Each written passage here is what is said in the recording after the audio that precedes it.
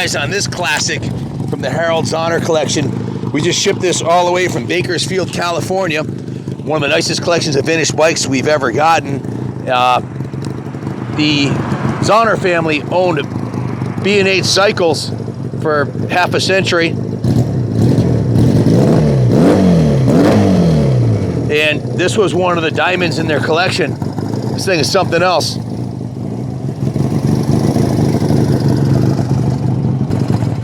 The first time I heard this run, when Devin was riding it, I was like, what the hell? Is that a little Ducati or something? What holy Isle of Man is coming down the street here? Because it sounds so wicked. Speaking of sounding wicked, here's a Mako 700 for you. Manic Mechanics just took that out of the crate. They come jetted really fat from Germany on purpose because they don't know where they're going, but he's gonna jet it, get it running really good. When they pulled this out of the garage in Bakersfield, I was like, man, look, this is an original paint 1969 CD175. It has the HHO Honda high output custom saddle on there. They modified the mufflers, had it jetted right. This thing is freaking awesome. Mark was really into the Hondas, and they had everything from a CBX to VTX 1800s and some real diamonds. And this CD175, you can tell why Honda was putting such a hurting on the American motorcycles and the British. They put BSA out of business because bikes like these ran so good. They didn't burn oil. They were reliable. And here this bike is, what, 55 years later, and it looks and sounds absolutely fantastic. So this is the original paint on it, all the original chrome, all the original aluminum. The bike went right through the service department. I got an extensive work order here I can go over in a second here. I'll read right off the list here because they did quite a bit to it. So the first thing Devin did was a compression test. It checked out a perfect 125 PSI in both cylinders, had good spark, put a brand new battery in it, and installed a new tender lead so you can plug it in and it'll stay charged all winter. Took the carb apart, completely rebuilt the carburetor, put a new carb rebuild kit in it with new jets and new seals, reassembled the carb and fired right up. Test rode it,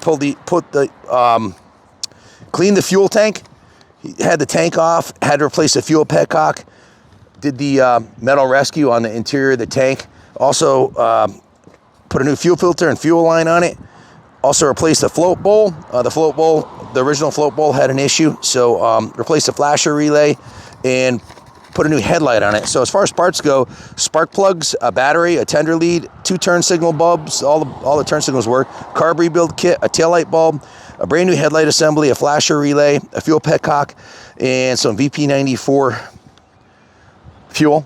Look at the shine in that tank, man. Freaking beautiful. And replaced the engine oil. So didn't really need that much. Just went through it top to bottom, got it dialed in perfectly. Total time in the shop was, let's see, 11.5 hours. And then it went into detail, where it was in a detail shop for 8.5 hours, where they did it what we call a full rotisserie detail. It was, we have a hot water steam clean power washer. It was power washed and degreased. We clean, power washed, degreased, hand washed, and you can see all the aluminum on it, like the tank aluminum, the front fork aluminum. Every piece of aluminum on the bike was polished, so it's not chrome, but it looks like chrome. Even the engine cover, the Honda engine cover, that's not chrome. That's original aluminum. That was polished. All the chrome was polished. They painted the engine covers the Honda Accurate Silver, which has a little metal flake in it. Touched up some of the black paint on the frame and swing arm. If you zoom in on the swing arm, you can see that is the original sticker on the swing arm, and 90% of the frame paint is the original.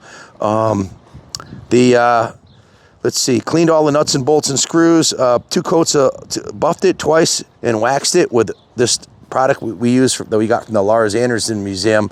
They told us about it. It's called New Coat. And polished the fork lowers. Full rotate, every square inch of the bike from top to bottom has been cleaned, polished, waxed. So a full day in the detail shop with the painting and polishing. So about 20 hours labor, and she's ready to go, man. Runs much better than you'd expect a 175 to run.